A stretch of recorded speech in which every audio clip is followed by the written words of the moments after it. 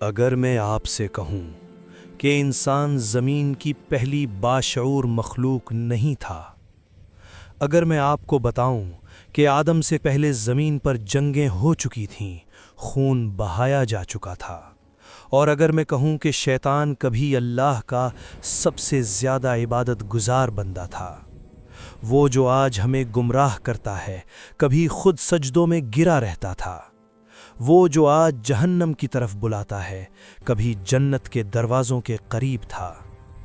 یہ کہانی افسانہ نہیں، یہ ہالی ووڈ نہیں، یہ کہانی قرآن سے شروع ہوتی ہے، حدیث سے جڑی ہے اور مفسرین کی کتابوں میں دفن ہے۔ یہ کہانی ہے آدم سے پہلے کی دنیا کی، اور اس مخلوق کی جس نے سب کچھ پا کر سب کچھ کھو دیا۔ قرآن کے مطابق اللہ تعالیٰ فرماتے ہیں، اور جنات کو ہم نے انسان سے پہلے دہکتی ہوئی آگ سے پیدا کیا۔ سورہ ہجر 15:27۔ انسان سے پہلے اللہ نے جنات کو پیدا کیا، آگ سے، شعور کے ساتھ، اختیار کے ساتھ۔ جنات فرشتوں جیسے نہیں تھے، کیونکہ فرشتے اختیار نہیں رکھتے، اور جانوروں جیسے نہیں تھے، کیونکہ جانور عقل نہیں رکھتے۔ جنات دونوں رکھتے تھے، اور یہی ان کا امتحان تھا۔ بعض مفسرین کے مطابق وقت گزرتا گیا اور جنات میں فساد بڑھتا گیا۔ قتل، اقتدار کی جنگ، غرور، زمین چیخ اٹھی اور آسمانوں میں فیصلہ ہوا۔ یہ تفصیل قرآن میں صراحت سے نہیں بلکہ ابتدائی علماء کی نقول میں آتی ہے۔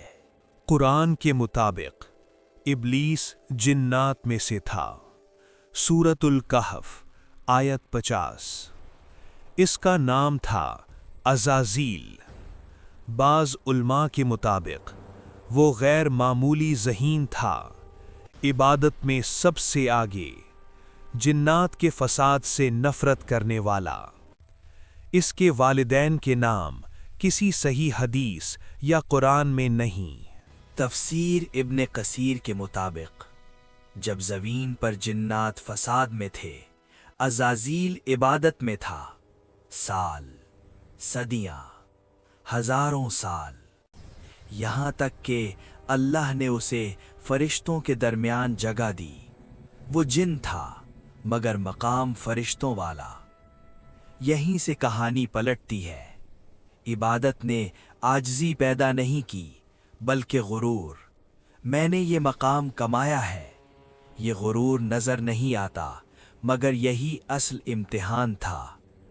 اللہ فرماتے ہیں، میں زمین میں خلیفہ بنانے والا ہوں۔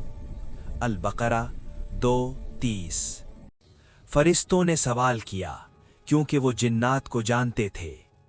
علماء کہتے ہیں یہ سوال جنات کے تجربے کی بنیاد پر تھا۔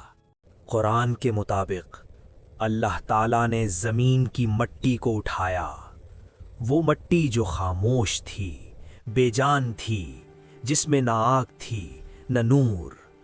اسی مٹی سے ایک نیا قالب بنایا گیا۔ یہ کوئی عام تخلیق نہیں تھی، یہ ایک ایسا وجود تھا جسے سوچنے کی صلاحیت دی جانی تھی، سیکھنے کی طاقت دی جانی تھی، اور زمین کی ذمہ داری دی جانی تھی۔ پھر وہ لمحہ آیا جس نے مخلوقات کی تاریخ بدل دی۔ قرآن کہتا ہے، پھر میں اس میں اپنی روح پھونکوں گا۔ جب روح پھونکی گئی تو وہ مٹی زندہ ہو گئی۔ یہ تھا آدم علیہ السلام۔ لیکن یہاں کہانی ختم نہیں ہوئی۔ قرآن کے مطابق اللہ نے آدم علیہ السلام کو نام سکھائے، علم عطا کیا، ایسا علم جو نہ جنات کو دیا گیا نہ فرشتوں کو۔ یہ علم انسان کی اصل پہچان بن گیا۔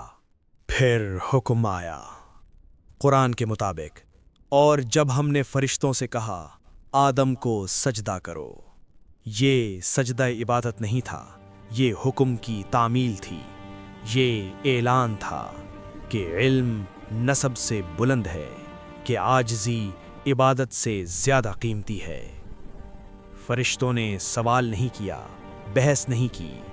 قرآن کہتا ہے سب نے سجدہ کیا، سارے آسمان جھک گئے، لیکن ایک وجود کھڑا رہا، نہ جھکا نہ سر بسجود ہوا۔